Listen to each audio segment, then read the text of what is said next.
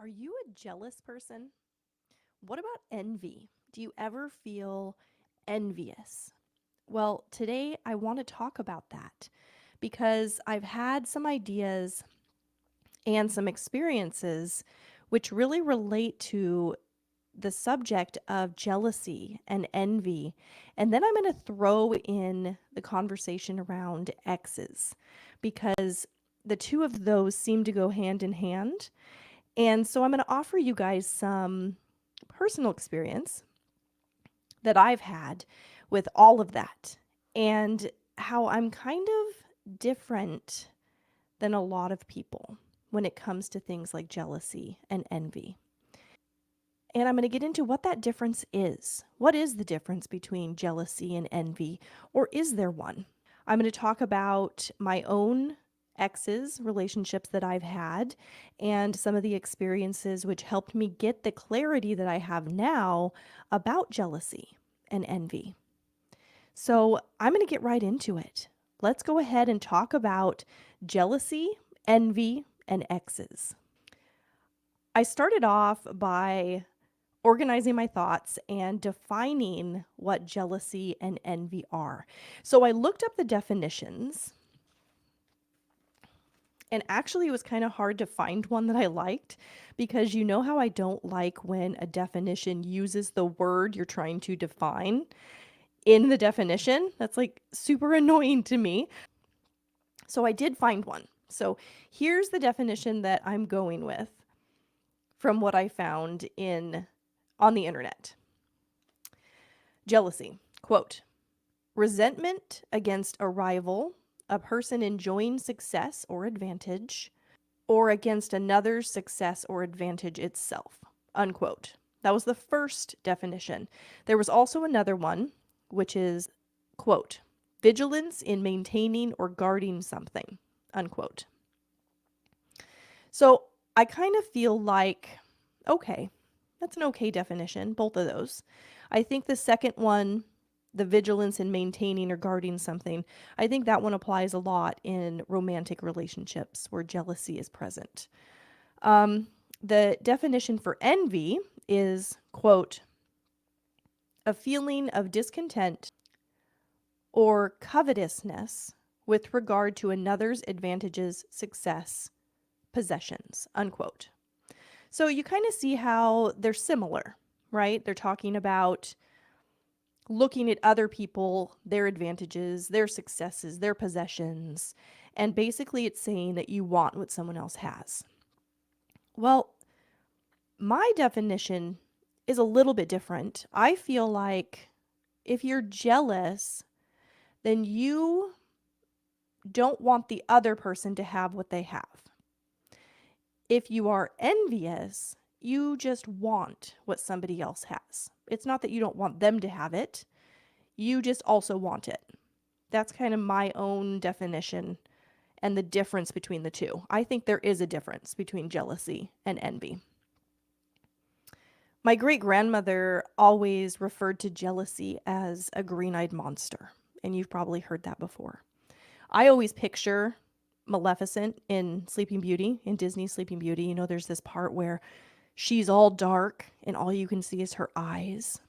Actually, there's a part in Cinderella with the stepmom that's like that too. And maybe that's the one I'm thinking about. But the eyes are, Maleficent's eyes are yellow. I looked it up because I always picture it green. And maybe that's in Cinderella. The stepmother's eyes are green. I'm going to have to look that up. But anyway, that's what I picture when I think of jealousy because my great grandmother always referred to it in that way. And I get this image in my mind of this evil looking kind of green eyes that are peering through the darkness. Because, I mean, jealousy and envy are not really good things, are they? They don't really have a good vibration. It's definitely low on the scale. So, the reason that I said that I'm a little bit different than a lot of people is because I'm really not a jealous person. Really not at all. Like, I can't even remember ever feeling jealous. I probably did when I was a kid, but I don't remember it. I don't recall it. It's not something that's in my experience on a regular basis. I I'm truly happy for people when they have things that make them happy. I never want to take anything from anybody that makes them happy. Like if it makes you happy, then I am happy for you. Sincerely, like with all genuineness, I feel that way. I want you to have happiness. And I would never want to take something away so that you would be less happy. That does not resonate with me at all. Envy is similar. Um, I can kind of think of maybe seeing somebody having something that I want. And based on this definition, I guess that would be considered envy. But it's not really envy for me because I don't have a negative feeling associated with it when I'm looking at somebody who has something that I also want. For me, it more feels like an opportunity for establishing a goal. I'm like, oh, wow, like you have this amazing house. Let's use that as the example, since that's something that is high up on my manifesting list. You have this incredible house, and I love it so much, and I want that. But I am not feeling bad about it, not feeling bad that I don't have it yet. For me, it's just aligning with that energy of, okay, you're somebody who knows how to get what I want. That's not a negative thing. I want to associate with people like that. That's the energy that I want around me because there's attraction that comes with that. So I'm never going to feel envious about what you have, but I probably want to hang out with you because you know how to get it done. And that's something that I want to attract. But really, it's just more of establishing a goal for me when I realize that. So that can make it hard for me to relate with people who feel jealous or feel envy. I'm like, why? Why would you feel that way? I don't understand. And truly, I feel like I can understand a lot of things. I can usually find a way to relate with anybody on most things. But that one I struggle with. I just don't get it. I don't get why you would feel bad about somebody else having something. That doesn't feel good to me. And I would never line up with that. But I feel like there's been kind of this normalizing of jealousy. You know, people are like, oh, I'm so jelly. And they kind of say that in conversation to their friends. And I've even said that. I've said it before, even though I don't mean it. And that's ridiculous. I don't know why I did that. But I don't feel jelly. It's become like kind of like a slang kind of term and something that we use in conversation to be like, hey, that thing you have is cool. That's really what you're saying, right? Oh, I'm so jelly you have that. It's just to make the other person feel good about what they have. So I guess that's why I said it, but I don't actually feel jelly. So if I ever said that to you, now you know I wasn't really jelly. Okay. But the reason that I don't like that it's become this normalized term, is because it's still negative. You really can't get away from that. Jealousy, even in a slang kind of way, is still negative because you cannot feel happy and jealous at the same time. It's impossible to do so because you're either at one or the other. Those are two very different vibrational frequencies. You can't do both at the same time. Actually, I dated somebody who was very jealous, very possessive, very controlling. And the relationship was short lived for me because I had so much anxiety, like so much anxiety in that relationship. Although I did learn a lot about myself. And I'll get into that a little bit later, but that's what relationships do. They serve that purpose in our lives to help us to gain clarity about who we are as an individual. But what I learned being in a relationship with somebody who was that way with me was that I value my freedom a lot, greatly. I also learned that I know what my worth is. And in a romantic relationship, I am worthy of trust. 100%. You can trust me. Absolutely. And if you don't, that has nothing to do with me. And I know that because I know I'm worthy of it. So if you're not trusting me, if you're feeling jealous or possessive or controlling of me, that means you don't see me and you don't know who I really am. And why would I stay in a relationship with anybody who can't love me for who I really am?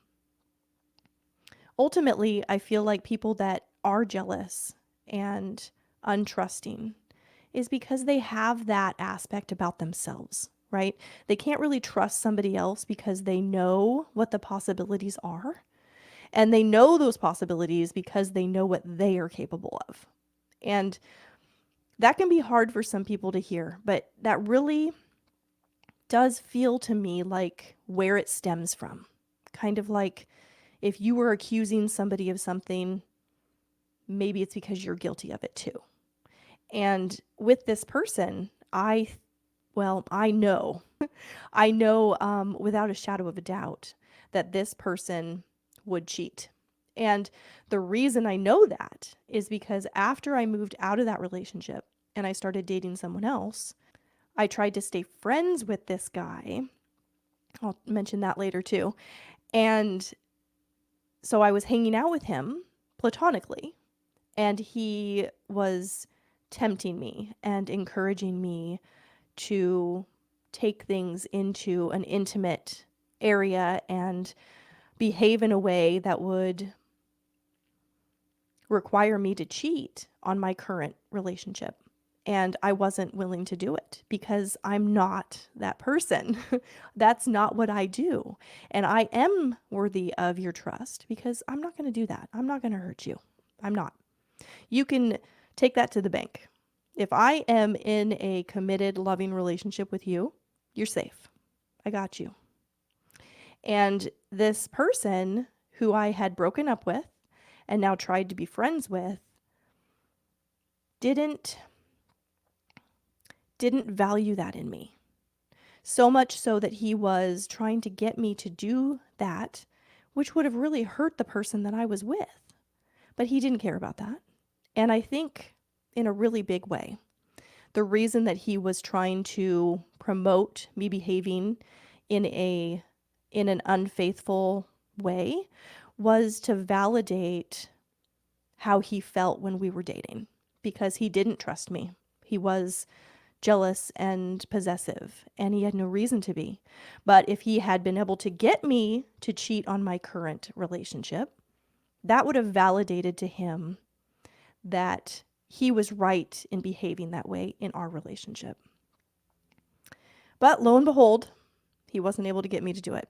Now, going back to the freedom aspect of that, I believe that 9 times out of 10, when somebody cheats on their partner, it's because they feel stifled and they have a desire for more freedom.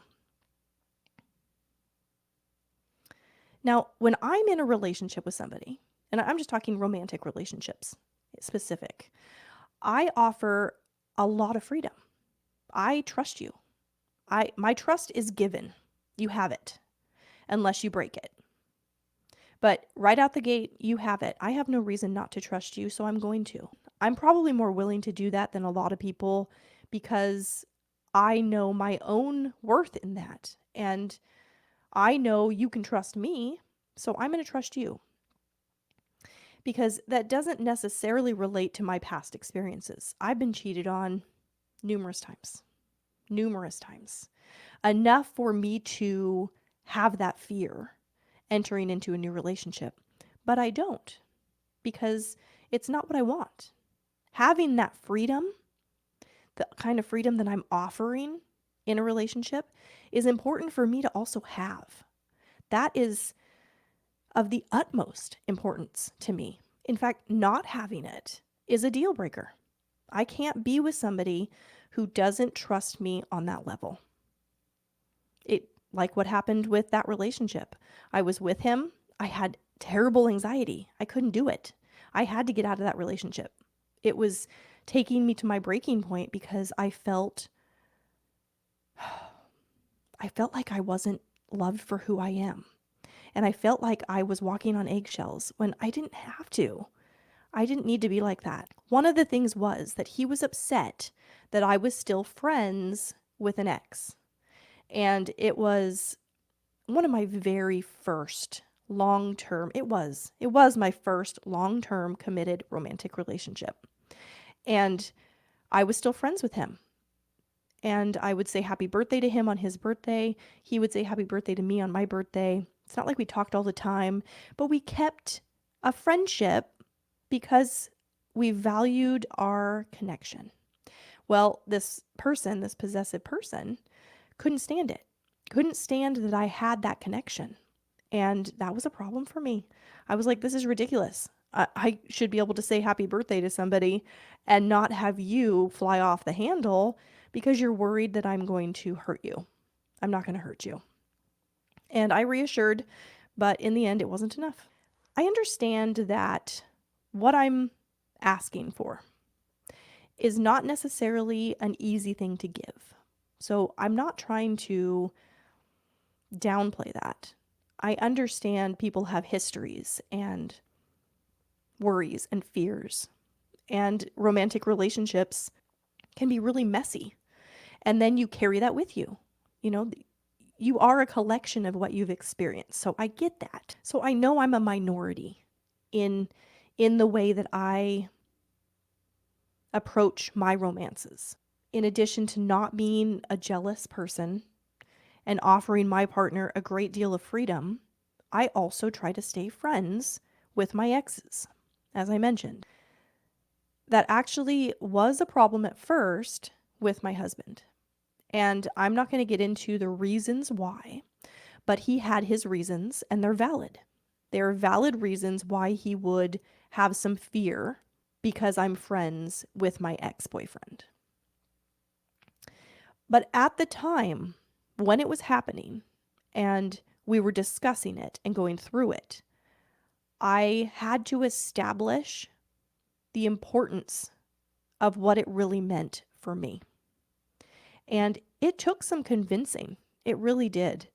And my heart just filled up because I'm just so grateful that I have somebody who is adaptable and really listens to me and is open to change, because he was on the jealous side when we got together and he was showing signs of jealousy. And I knew that that wasn't going to work for me. But I told him that. And I told him how important it was to me. And I told him, hey, you can trust me, okay? I am not going to hurt you. I promise. The reason I'm staying friends with my ex-boyfriend is because I value him as a person. You know, if I ever truly loved you in a romantic relationship, then I love you still.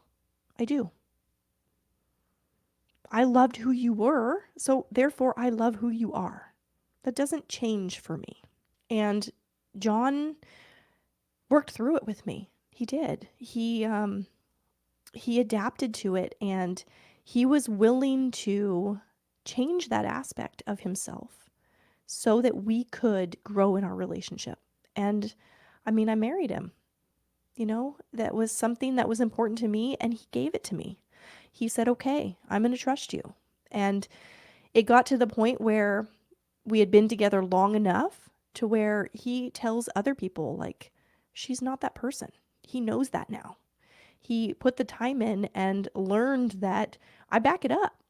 I'm true to my love and loyalty to you. And if that were to change, I would not go about moving on in a way that would be like cheating. It's just not what I would choose to do in order to move on from the relationship. And I don't want to pass any judgment on anybody who does things in ways that they think are the best for them. For me, I would talk to him and we would work through it together.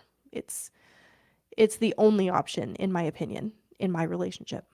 So now you know, that I stay friends with my exes. But that doesn't mean that I am friends with all of my exes. And there's two reasons for that. The biggest reason, and the one that applies to the most people, is that they weren't able to do it for whatever reason.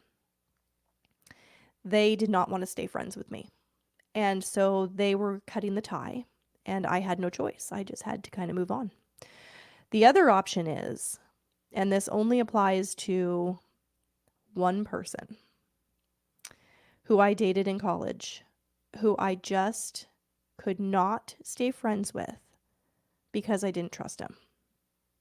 And he just betrayed me in too many ways. And I had actual fear of him to where I couldn't maintain a friendship with him. I just couldn't do it. I hope that he is living a happy life, and I don't ever want to interact with him again. Like, that's just the way it is. And I'm not that person. I don't cut ties. I'm very accepting and open and loving. And it's really, really hard to offend me. I am very understanding. But this one just is different. And I don't want to get into why, but it was too much. And so there's that. So if you're thinking about it and you're like, I can't believe you stay friends with your exes, how do you do that? So I started thinking about, well, how is it I'm able to do that? And I kind of wondered if maybe people would say, well, it's probably because you're the one that ended the relationship. And that is the truth. In my long-term committed relationships, in relationships that had the potential to move toward marriage, let's call it that, I ended them. And there were varying reasons at the time for ending them, but I was the one that initiated the end of the relationship. And I imagine that's probably true. It probably is easier to move on when you have already established the desire for moving on yourself. But that's not always the case for me. There have been several mini relationships in my life where I've been given the boot, and I have been cheated on. I have been lied to. I mean, a lot of things that happen to people in relationships, I have experienced that. So I just don't hold it against anybody. And, there's time. Time goes by, which helps with that. When I got cheated on, obviously I had a problem with that at the time, and that was difficult. But in time, I was able to move past it. And I don't condemn the person for doing that. And I think that comes back to that whole freedom aspect. Like, I don't want to stifle anybody. I don't want to hold anybody to me who doesn't want to be there. If you want to go, then go. Go. I'm not going to be happy with somebody who doesn't want to be with me. So I think that that allows me to move on from the hurt and wish them well. I wish all of them well.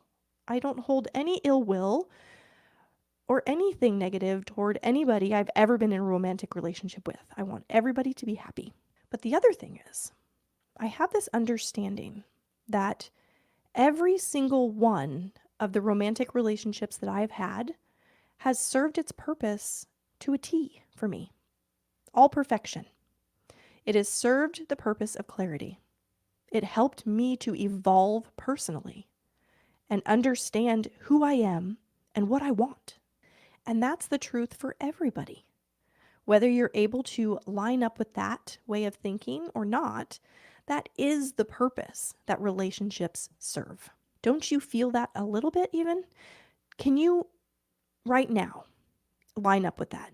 Can you consider your romantic relationships and how they provided clarity for you? It's actually true for all relationships, not just romantic ones, and not even just close ones. Relationships that you have in public with a stranger, they all serve the purpose of offering you experience so that you can make preferences about what you want and what you don't want.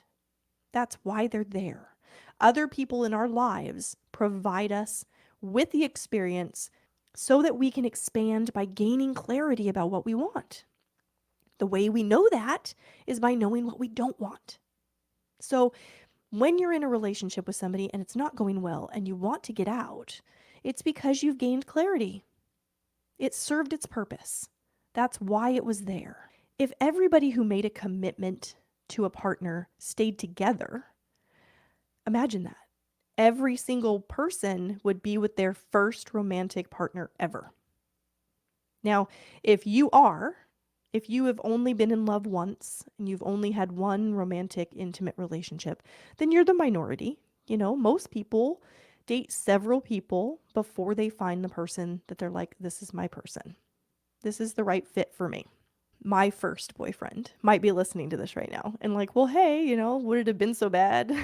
And no, like, he's a good guy. I'm not saying that there's anything wrong with the first person that you date.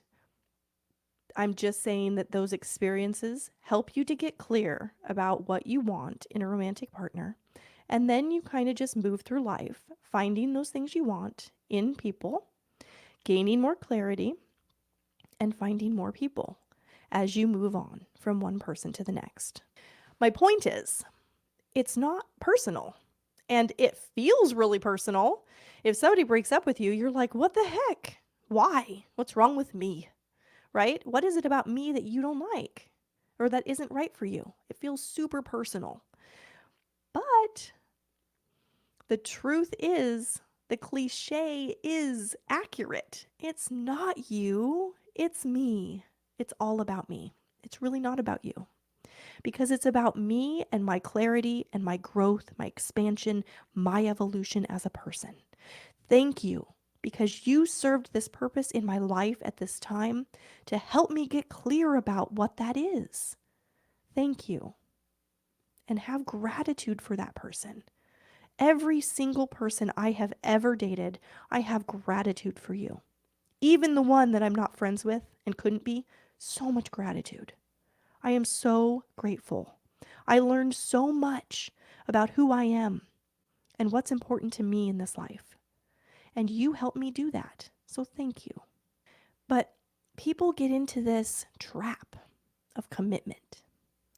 And people stay together because they feel obligated to, because they said they would. If you have a desire for something different and you stay in that committed relationship, even though you desire something else, you're doing so at the expense of your own personal evolution. You're stifling yourself. I chose my expansion every single time that I decided to move on from a relationship. And it's not because I don't value the person. I do. I still do. Every single one. And that's why I try to stay friends. I still value them. It just means that it's time for something else. And since I'm feeling like it's time to move on, that also means it's the right thing for you, whether you realize it or not at the time, because it's not a match. We're not matching anymore. And if one side doesn't match, the other side doesn't match. So that means that if I'm feeling like I need to go, then that also means that there's something better for you. How many times has this happened to you? To where you're heartbroken about a breakup, like crying into your ice cream, kind of heartbroken. And then time goes on, and then you meet someone else who's better suited for you. And then you realize, of course, it was the right thing. I needed to end that relationship because I was led here to this place in my life. And it makes sense. That happens to us all the time. And I don't want anybody to be hung up on me. I don't want to have somebody crying over me when I've moved on. That doesn't make me feel good. I really want that person to be happy.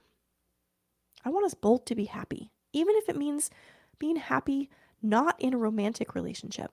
But I do believe that we can still be happy in other romantic relationships and maintain a friendship between us. We still had that time together where we valued each other, we cared about each other, we loved each other. It's worth something. Ending a relationship with somebody should not be enough to designate resentment towards them, especially for the rest of time. What about all the good things you shared together? Those things didn't go away just because the relationship was ending. And I think that's what I do. I focus on those things. I focus on the positives. Like, I had so much fun with this person, and they provided me with so much clarity. I sincerely have no hard feelings. None. Even for the person I can't stay friends with. Seriously, no hard feelings. When you understand that the relationship served that purpose, how can you have anything but appreciation for that? Both parties. I appreciate it so much. And I hope you do too. So, what about marriage or life partners? Even in those high levels of commitment, relationships end. But it's still not a failure. That relationship and that level of commitment provided you with the experiences that was necessary for you to gain clarity about what you now want. You wouldn't have had it without that level of commitment. You provided yourself with a relationship unique to those experiences with that person in those parameters of your relationship, which allowed you to gain more clarity about where you want to go from there. There are no failures. There is only expansion of who you are. So, I hope that this episode has helped some of you to move on from jealousy and envy and embrace the security of self-evolution and the respect for others doing the same thing. As always, the goal is to feel good. Jealousy and envy won't get you there. A happier life is yours if you disallow jealousy and envy out of your entire experience. Embrace it as clarity. That's the true purpose of every relationship, even when they end. If you like being able to watch the podcast, make sure to let me know by subscribing to this channel.